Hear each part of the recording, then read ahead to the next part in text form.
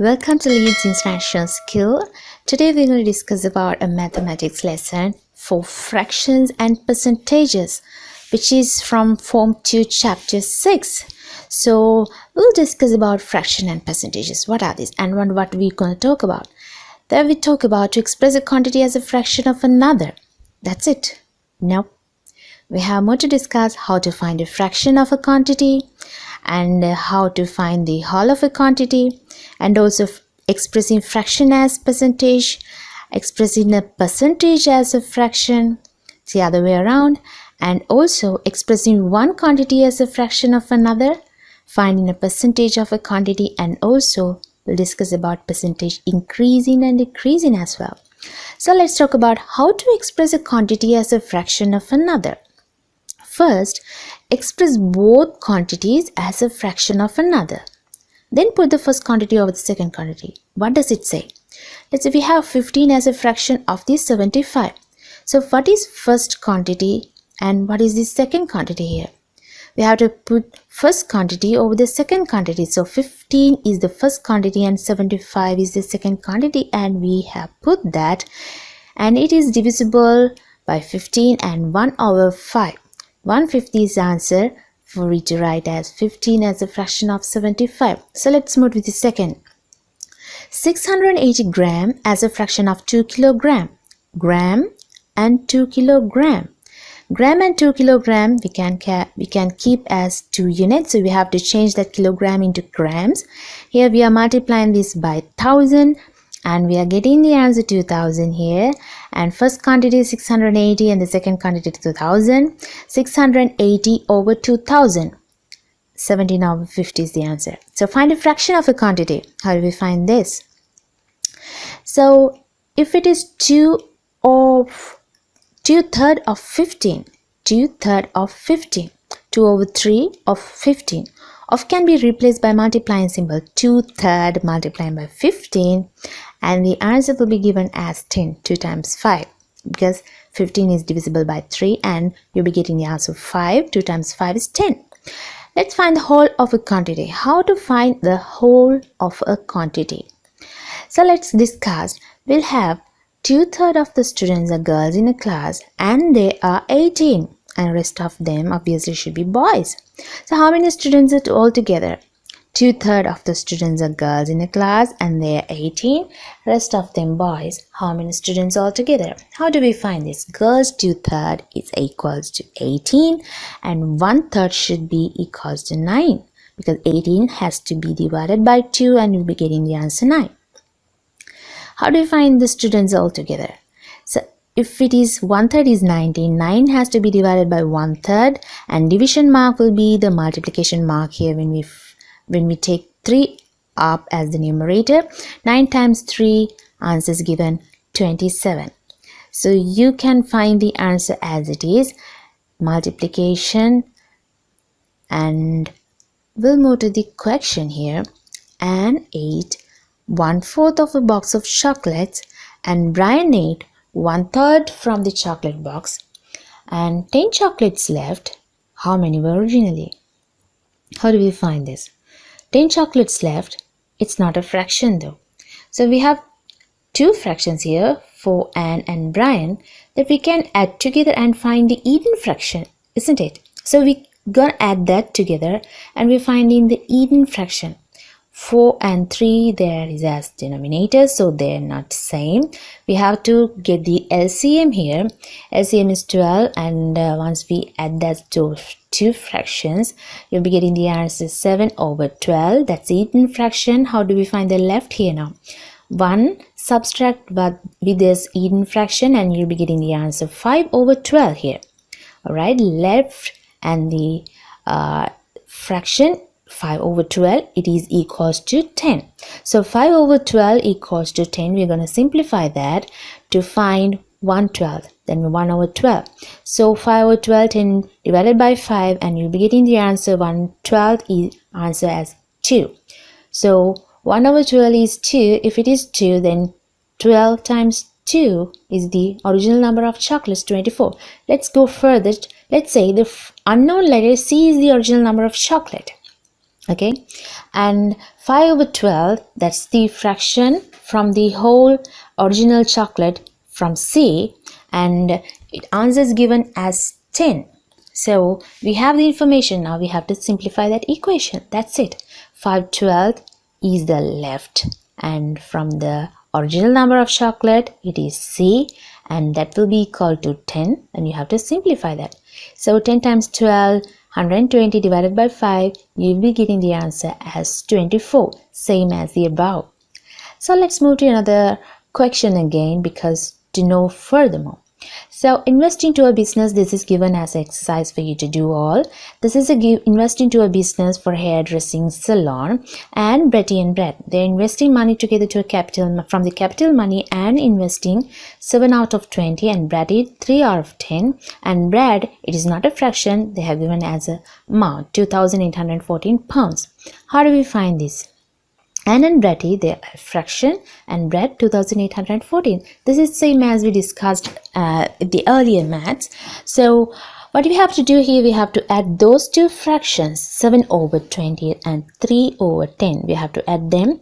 Denominators are not same. We have to find the LCM is 20, and 13/20. Total contribution of Anne and Bretty has to be 13/20. So how do we find the Brady invested money? It is as a fraction, has to be 7/20. That means 1 to be subtracted by 13/20. So 13 out of 20 has to be subtracted by 1, and the money Brad invested 2,814 pounds. So how do we find with this now? Total money invested, the total contribution. If the 7 out of 20 is the money Brad invested, 2,840 will be that equal to that 7/20. Then for you to find 1/20th, you have to divide 2,814 by 7.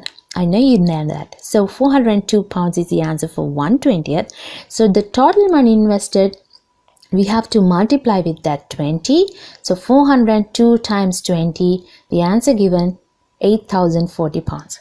Okay, so let's say again, the unknown letter C is the original money invested. So C is the original money invested here.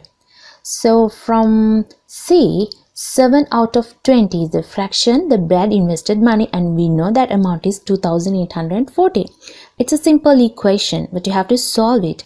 And after you solving that, you will get the answer for C. C is the original money invested, 2,840 times 20 divided by 7. So you will get the same answer, 8,040 pounds. I hope you understood how to find these fractions from these contributions and all. Alright, let's move to discuss further about fractions and percentages. Percent out of 100. So we have 75%. How do we say that? 75 out of 100. We can write it as 75 over 100. 75%, that means 75 out of 100%. 75 over 100. We'll write 2.5% equals to 2.5 out of 100. How do we write that? To express a percentage as a fraction, what we have to do is, we have to divide the percentage by 100. Divide the percentage by 100. 75, we are dividing by 100 to write that. So 2.5%. How do we write this as a percentage? Yes, 2.5 dividing by 100, then you'll be getting the answer 0.025. So express a percentage as a fraction, we have to divide the percentage by 100. So you will know that 2.5 we can write as 5 over 2. That means 2 times 2, 4, and plus 1 is 5 over 2.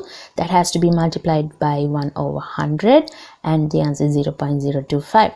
The same applied to the other question as well. 6.4%. You can write it as 25 over 4 as a even though it's incomplete fraction, you have to write that, and you are dividing by 100, so that division marks goes to the multiplication and go up and down the 1 over 100, and the answer is 0.025. So I hope you understood further. We can discuss furthermore about this again. You can have a look. Fractions as percentages. Percent is always out of 100. Alright. Okay, fractions as percentage. Fractions can be converted into a percentage by multiplying that fraction by 100.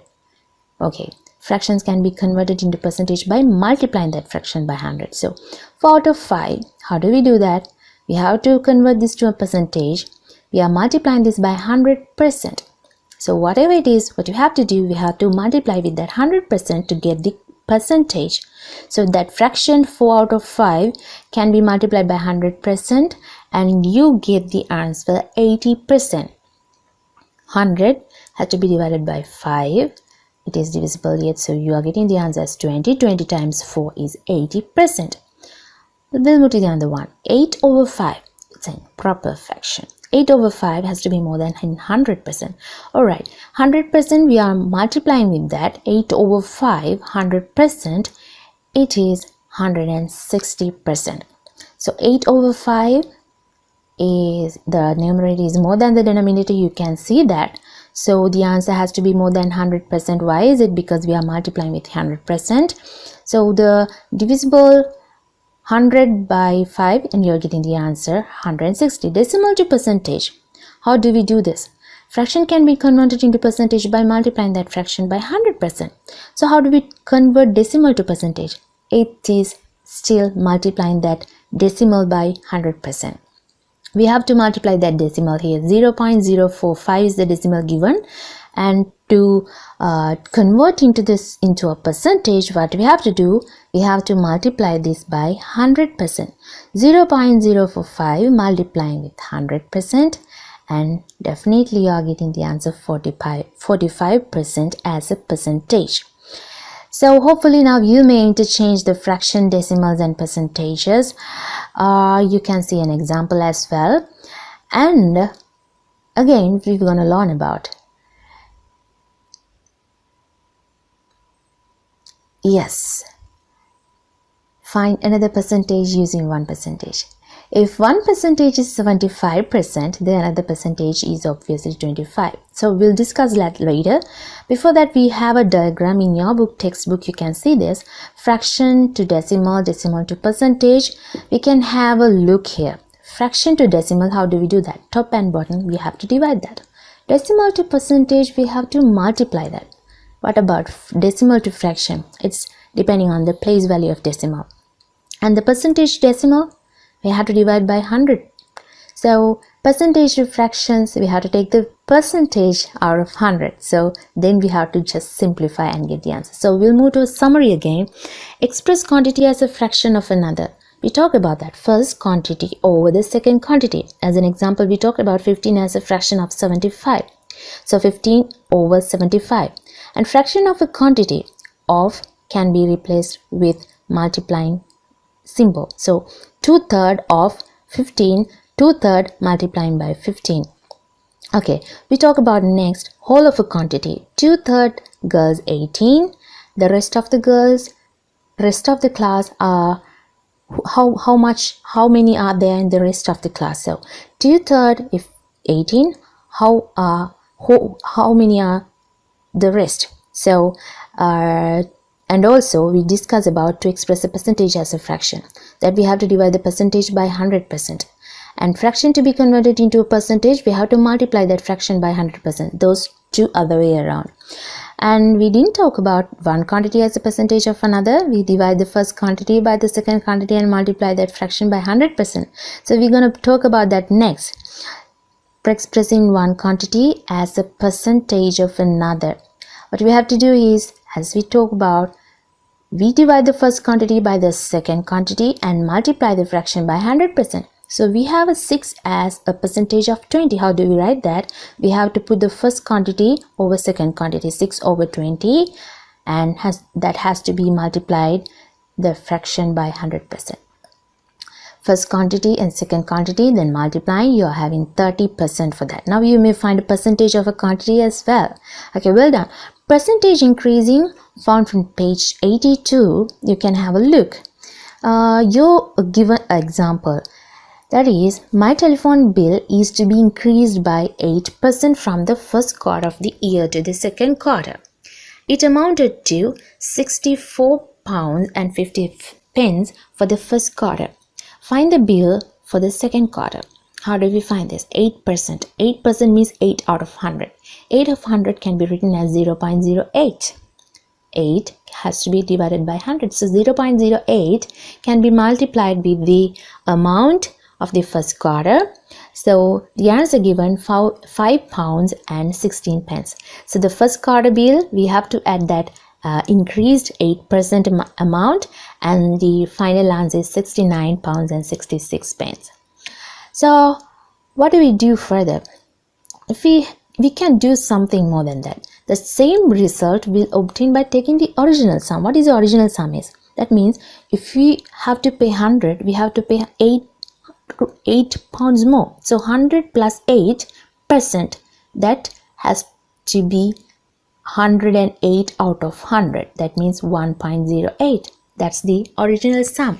So 1.08 pounds has to be multiplied with 64.50, and the answer is same. Again, you don't need to go further again and step by step, but this is by just one original sum. From one original sum, by taking the original sum, you can get the answer. So percentage decreasing. Let's say if we decrease a quantity by 15, what is the new quantities? Obviously 85%, because we have to subtract 15 by 100, and the multiplying factor has to be 0.85. 85 out of 100, 85, 0.85. So example 0 minus 8, 0 subtract by 8%, that has to be 92%, 92 out of 100, 0.92. We'll talk further. Increase 180 by 30%. The new value of 130 is 100 plus 30 is 1.30. That has to be multiplied with 180 and you will get the answer. And decrease 250 by 70%. So it's a decrease. So 30% of the value, that means 100 minus 70 will be given the answer 30% of the whole value. So it is the multiplying factor is 0.30. That has to be multiplied by 250 and the answer is given 75. If it is an increase, what you have to do, you have to add that value. But if it is a decrease, what you have to do, you have to subtract that value. Then the multiplying factor is 1.30, and for the decrease, the multiplying value will be 0.30. Hope you may understand that well, and we'll move to the next topic to talk about, and also to consider again page 88. It is example given, exercise given for you to do that. That's about a strike for 5% increment from their salary. So they are asking for 5% increment. So they are working 5 days per week, 260 pounds. So we can calculate the per day salary as well. And the company offer 4.5% only, but this union is taking more 5%. So for that only they are doing this strike. And finally the company offer them 4.8%. So there we can calculate these three questions, and what we have to do, finally we have to find the lost, how much she has to lost, and we can find the difference here for just an 1.3. That means 1 pound and 30 pence increment only she did this strike for 16 working days. She might have lost money or she may have not. So we have to find those two. We have to answer those two questions. I hope you learned so far, so you can answer these two questions: how much money she lost and how long she does have to work to make up this lost money. And thank you very much. Hope you understood.